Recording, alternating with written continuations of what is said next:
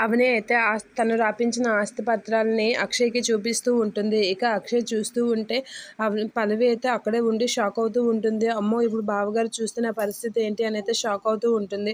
అలా ఆస్తి పత్రాలు చూస్తున్న పేపర్స్‌ని అయితే అవని లాక్కొని దాచేస్తూ ఉంటుంది. "ఏం చేస్తున్నావు అవని?" అని అక్షయ్ అడిగేసరికి ఇదంతా సర్ప్రైజ్ అనైతే అంటూ ఉంటుంది. ఇక పల్లవి అయితే హమ్మయ్య! మంచి పని చేసింది అక్క అనైతే అనుకుంటూ ఉంటుంది.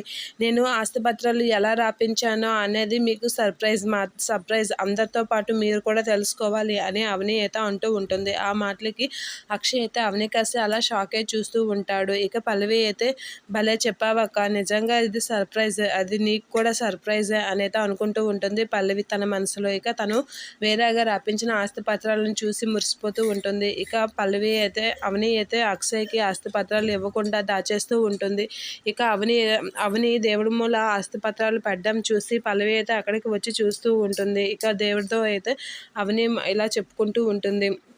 ఈ ఇంటి కోసం మంచి చేయడానికి నేను చాలా ప్రయత్నిస్తున్నాను. ఇది కూడా సక్సెస్ అవుతుందని అనుకుంటున్నాను. అందరికీ మంచే జరగాలని కోరుకుంటున్నాను అని చెప్పి మొక్కుకుంటూ ఉంటుంది. అలా మొక్కుకొని అక్కడి నుంచి అయితే వెళ్ళిపోతూ ఉంటుంది. అదే టైంలో పల్లవి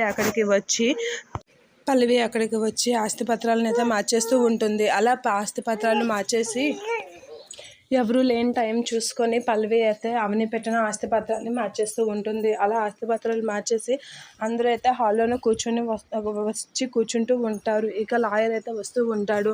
ఇక అందరూ హాల్లో కూర్చొని సంతకాల కోసం అయితే వెయిట్ చేస్తూ ఉంటారు. పల్లవి పేపర్స్ మార్చిందని తెలియక అవని అయితే చాలా ఎగ్జైట్గా ఫీల్ అవుతూ ఉంటుంది. ఇక పల్లవి అయితే నీ ఎగ్జైట్మెంట్ అంతా ఒక 10 నిమిషాల్లో పోతుంది అక్క అని అయితే మనసులో అనుకుంటూ అలా పేపర్స్ని అయితే చూస్తూ ఉంటుంది ఆ పల్లవి.